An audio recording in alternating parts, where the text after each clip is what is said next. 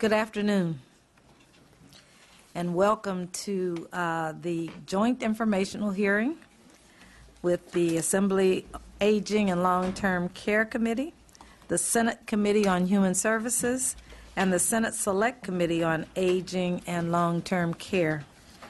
I am Assemblymember Cheryl Brown, and I chair the Assembly Aging and Long-Term Care Committee. We will be joined by others who will join, who are in the on the Senate side. As they're not here yet, I will continue on my script. I really appreciate those who are here, that you have come and that you continue to hold up the on-time caucus. All right. My timing is perfect. True. Our state and nation are facing a crisis related to the financing of long-term care. Traditionally, long-term care has fallen on family caregivers. But with the shifting demographics promising fewer caregivers for a larger population in need, most Californians are not financially prepared for the cost. That lack of preparation will become apparent as our senior population continues to grow at a rate of 3 times that of the general population. I say it all the time, that 1,000 people a day in California are turning 65 years old. And that will happen for the next 17 years. We are in for a silver tsunami. And whenever we talk about a silver tsunami, there are no big I's and no little U's. Everyone is going to turn gray or have a good bottle of, of dye. Just as families provide care, so must the government when nobody is available in the family and personal resources quickly run dry. How can California best position itself to navigate the perfect caregiving and financial storm bearing down on us today and into the future? That's the topic of today's first series of informational hearings on long-term care financing. I have arranged for the best minds in California to come and tell the story of the decisions which will require so many of us during our careers here in Sacramento. National experts, statewide experts, advocates, and others will present today in order to define the problem that is before us. Long-term care financing is not a topic that can be solved or even understood in the 2-hour hearing. I have asked that my legislative colleagues join me in a multi-year effort to identify and address one of the most vexing issues confronting us today. With us today are our Human Services Committee from the Senate, the Senate Select Committee on Aging. Welcome. Perhaps in the future, other partners such as the Legislative Analyst's Office and the Department of Finance will join us. However, we'll move on. Interesting, though, we are all fully aware of the dramatic changes in the, due to our aging population. Most state government agencies are not concerned with issues that can exceed a 5-year horizon. It used to be that we were only here for 6 years. So when we start talking about this, we need to look at this more long term.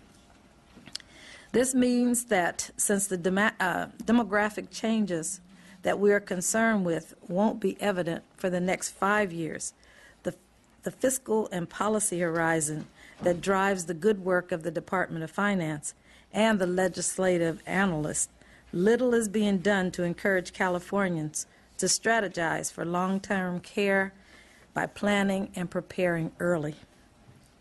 Today, we can change that. We have many legislative participants and a heavy schedule of presenters. So let's get started. we don't have. Our Senate partners? Yes, Well, our Senate partners are here, not here. Not here, but- We're going to get started, and I'm going to interrupt as the senators arrive. One of the things that is happening today is everyone is in hearings. Everyone is in a hearing somewhere. So I wanted to thank my colleagues, Mr. Hadley, Ms. Lopez, Mr. Mathis, for coming. Would you like to have a word before we go on to our next panel, our first panel? Chairwoman Brown, I just want to thank you for convening this hearing, and we know that this is the first of multiple hearings that are scheduled on these subjects, and we look forward to learning along with you and our colleagues. Thank you.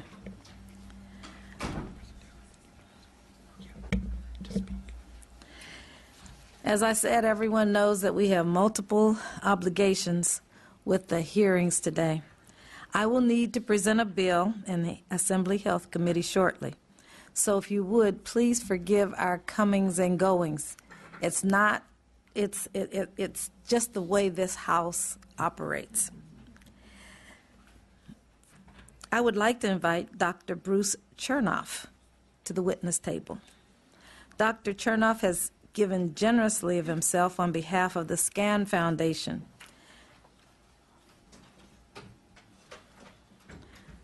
Dr. Chernoff, welcome, and please share your observations.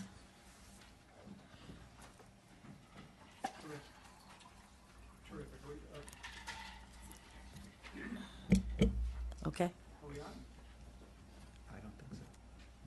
Yes. I don't think so.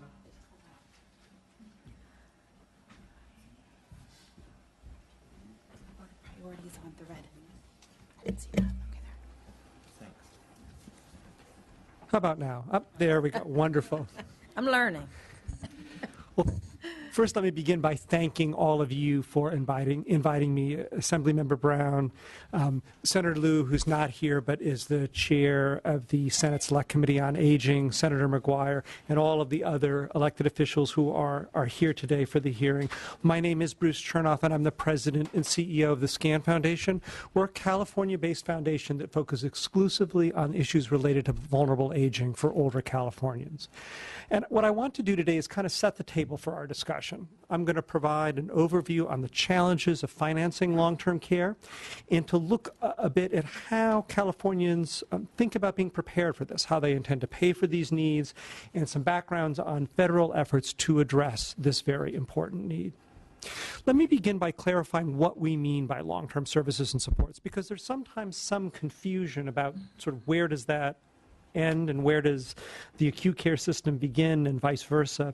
So for the sake of today's hearing, long-term services and supports is referring to non-medical services and supports needed over an extended period of time.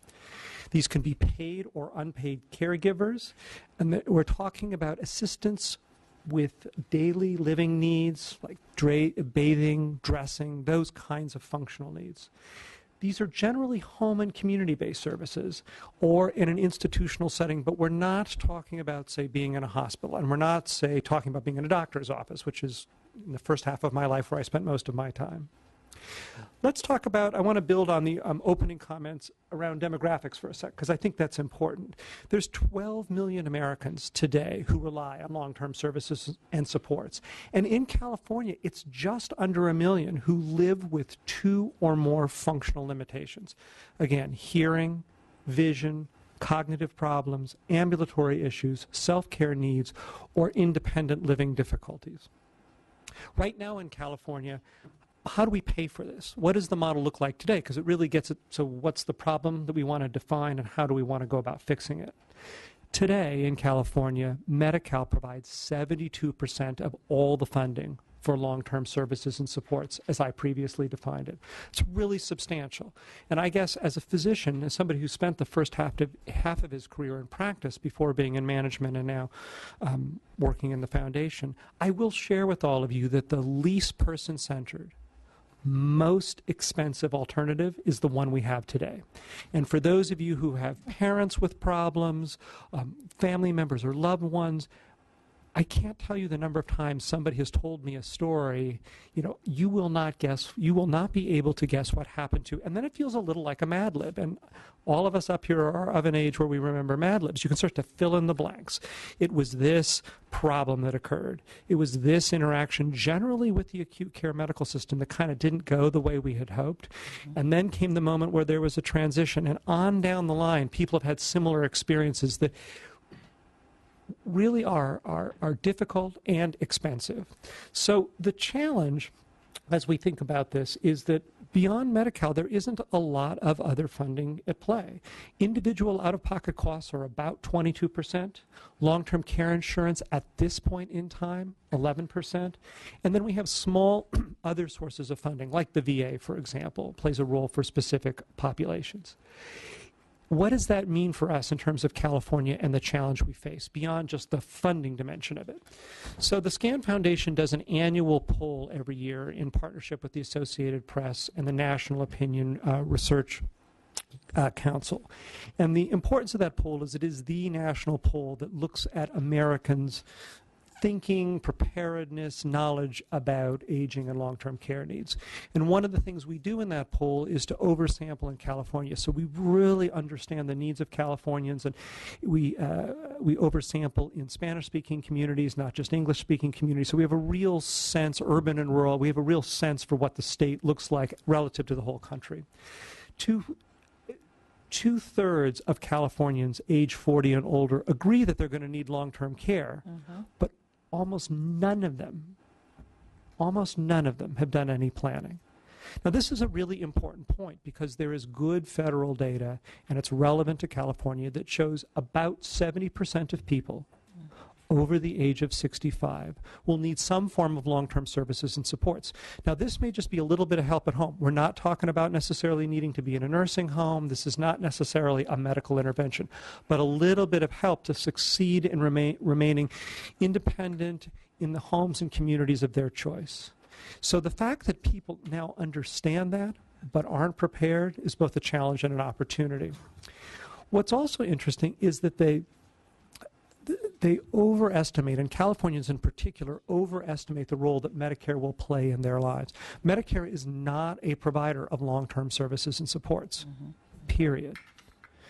It'll cover up to 100 nursing home days, and those are days that still fall under kind of an acute care rehab style benefit. Once you've plateaued, you're now in the long-term services and support system. The lack of ability to pay for long-term services and supports forces many Californians towards Medi-Cal. So this impoverishes families, creates cost pressure on the state and federal government, and really leads to a system that ineffectively uses all the resources available, those in families and in the private sector, as well as those resources we put to work in the public sector. So this suggests that there is a broader set of solutions that are needed here. 2 years ago, Congress asked me to chair a federal long-term care commission. It sat for about 6 months. It was a bipartisan group of members.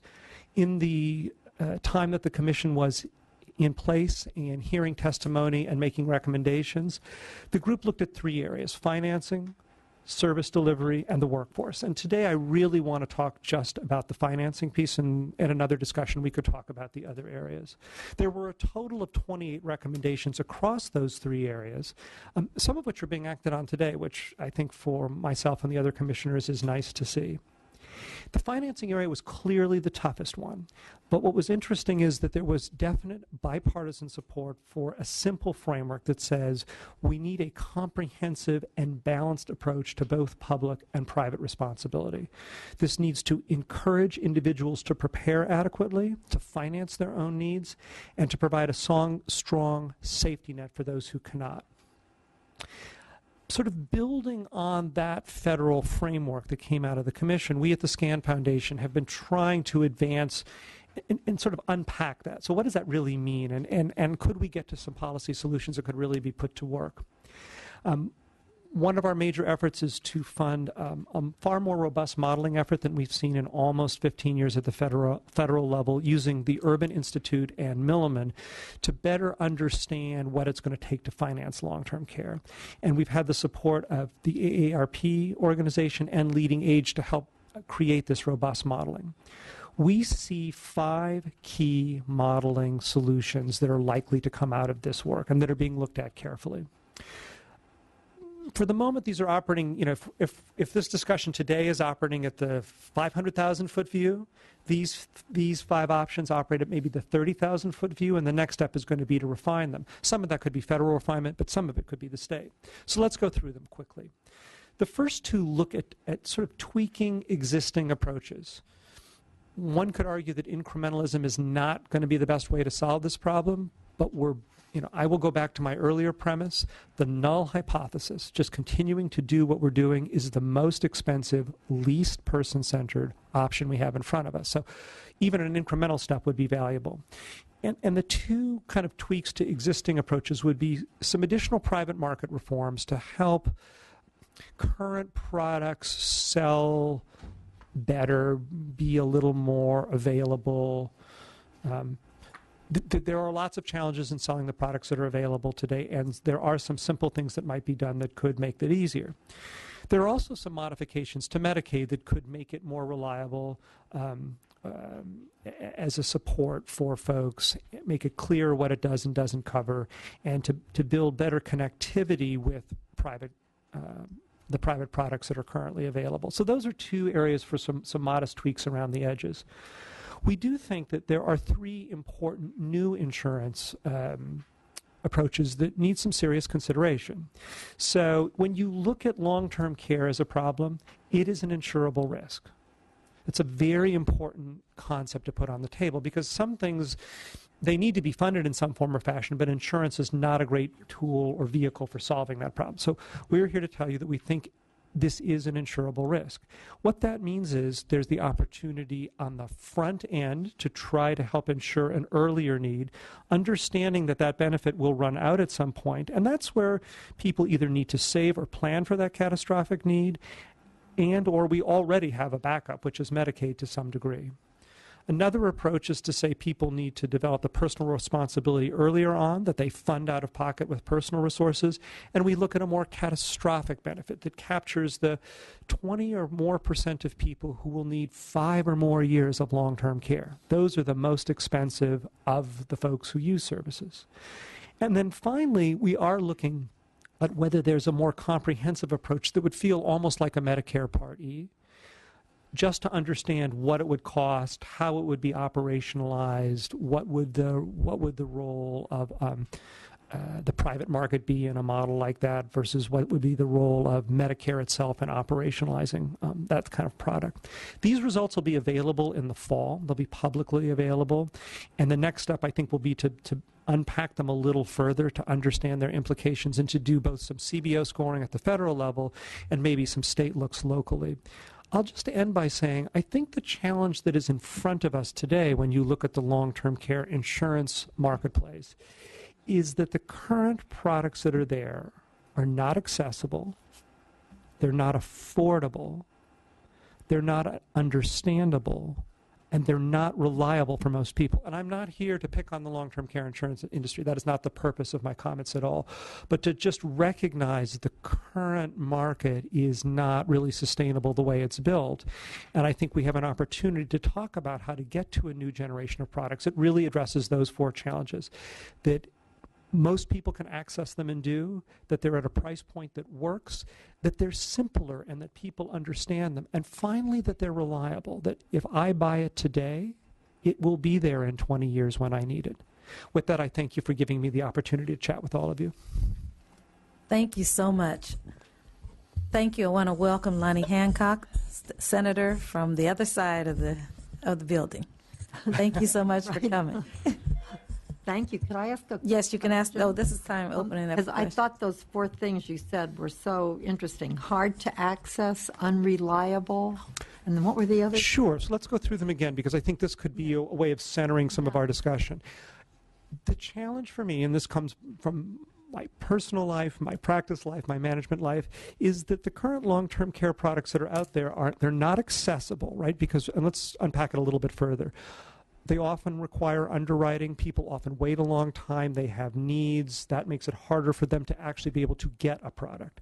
The next challenge is, even if you can pass that hurdle, can I afford it? Do we actually have a product that is picked up by enough people so that the costs are low enough that a working family could actually see it as part of their life planning? And I think that that's really important because it begins to ask questions about different kinds of products, whether you would sell it alone or in the context of life insurance or disability or whatnot. The third was understandable. So one of the challenges in Medicare is that, particularly in Medicare Advantage, early on there were so many different types, and they varied ever so slightly around the edges, and nobody understood them, and the uptake was low. And so one of the things that the federal government did is said, look, we're going to get this, it's like going into Baskin Robbins, and we're going to have sort of 6 flavors in the main freezer. And if you say you make vanilla, this is the core contents of vanilla. Now, your vanilla may be a little different than mine, or your chocolate may be a little different than mine, but ultimately the kind of core products are very similar. By making them more understandable, it increased the likelihood that people would make a choice. And then my last comment was about reliability. I think we've all seen what's happened with CalPERS, what we've seen happen with other kinds of group products. We've seen what's happened in the individual marketplace. Private insurers have left the market or are not selling anymore, and that makes people nervous. This is not like buying a fire product or an earthquake product or an auto product, where if I buy it today and something happens over the next year, I'll use it. We're buying into a product that we may not need for a very long time. So that sense of reliability is heightened in this compared to other insurance vehicles. Right. Yep. Okay, thank you. I have one other very basic question. I'm never 100% clear if when we talk about long-term care, we're talking about institutionalized care of some kind in a nursing home, or if we're talking about in-home services as well. That's a wonderful question, and the short answer is both. The short answer is both. I mean, the reason why this feels a little murky is there is a small period of time where Medicare will pay for some institutional services. Often, the driving definition is that you have somebody who you're trying to improve their function or sustain their function, but that you reach a point where you're no longer rehabbing somebody or sustaining function to a specific level such that Medicare no longer covers, and you get that 100 days of coverage, up to 100 days of coverage, and at that point, if you're in a nursing home, it becomes long-term care. So for the sake of today's discussion, it's care that could be provided in a variety of institutions, including nursing homes, but really encompasses all of the home and community-based services, which is really what most people want. Yeah. Thank you. Doctor, I have a question. You started, and I won't get these numbers quite right, but you mentioned, I think, Medi-Cal, Medicaid was responsible for 72%. 62, pardon me. 62, yes, and sir. private insurance was 11 or so. Mm-hmm. And can you speak to whether that's talking about is the denominator the population, or is it money spent? Where does family care, informal care fit in to this? And are you talking about money or lives with those numbers? So I'm talking about money in this scenario, and it's a fabulous question, and we have folks here from AARP who can speak to this further. But I think what's really important to understand is that those are dollars spent on people who need care. It's not looking at the cost of family caregivers and the commitment that family caregivers make and what the value of those services are to the degree that you wanted to do that. That's a separate discussion. This is really just looking at where the dollars flow today to pay for care. Right. Thank you. Okay. My question is, who qualify to be in long care? Because I know some people there have houses, they have a property, they're not qualified. How the people can, if they're not covered for Medicaid and Medicare, how the people still, they live in the minimal life, like income families, but the seniors and they need extra support how we can approach this? It's a great question, and it's part of where the confusion lies. And honestly, we could set up a separate discussion, or I'm sure the staff could provide the specific criteria that drive Medi-Cal eligibility. But let me do it at a high level just for the sake of this discussion. So there's going to be two important pieces of the puzzle. One is, do you actually meet the functional qualifications?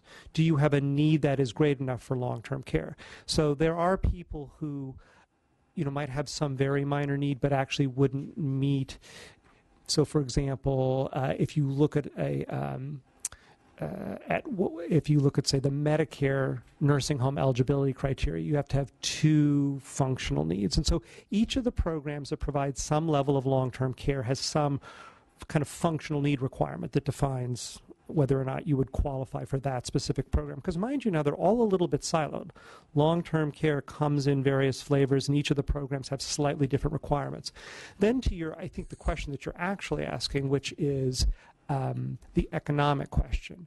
So there are specific rules. You can have a house. There are up to a certain dollar amount. There are some things that are protected, but you can't have more than about $2,000 in personal savings. It's always a little complicated. There's radio ads that suggest that there are ways that you can kind of financially plan your way out of having to spend down. But most people actually do have to spend down, and the criteria are actually pretty stringent, contrary to what one might hear in just kind of the general noise that's out in the public. The thing is, it's very confusing, and most people don't understand it. And like I said, some of the long-term care programs have very specific requirements that need to be met because they each were built at separate points in time. So you have all these separate silos with slightly different requirements, slightly different access components, and then the core kind of Medi-Cal program, which has its own set of requirements. So that's part of the challenge. Clarifying this would be helpful. Thank you, Doctor, very much. Thank you very much. Time. Next up, we have Bonnie Burns, who is a well-known consumer advocate and expert on long-term care insurance.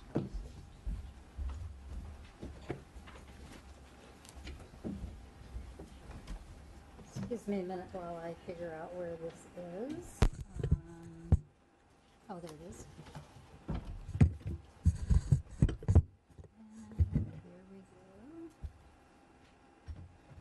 I want to talk to you today about long-term care insurance, how it began, how it evolved, and how you might think about using it in the future.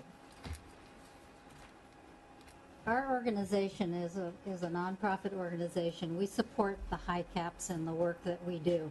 You may be familiar with the high caps in your communities that do Medicare counseling, and they also do long-term care insurance counseling. Insurance should be a simple concept. You pay a premium, the company holds your benefits, and they're there when you need them. But most insurance is very complicated, very difficult for people to understand. And long-term care insurance is not an exception to that. It is a very difficult product for people to understand. It actually began as from the beginning of the Medicare program, because the Medicare program provides a certain amount of care in a nursing home. So it sprang out of the Medicare program and as an extension of that kind of care, because in those days there wasn't assisted living, there wasn't a lot of home care, at least formal home care. And so it had a lot of gatekeepers similar to what Medicare had before people could get that extended benefit in a nursing home. It evolved into what we know as long-term care insurance during about the late 80s, early 90s. Part of that was as companies began adding benefits to the policies, like home care and like assisted living, those benefits were seen and described in insurance contracts in one way, but they did not bear a relationship to what consumers thought they were getting when somebody said you have a home care benefit, because they had a lot of gatekeepers and conditions built into those benefits that people didn't understand when they'd bought the policy.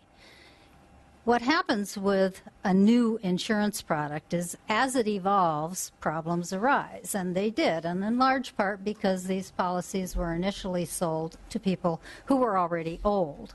And those problems that occurred began to get the attention of legislators, and legislators began passing some legislation to correct those problems, and I've been part of that since it began.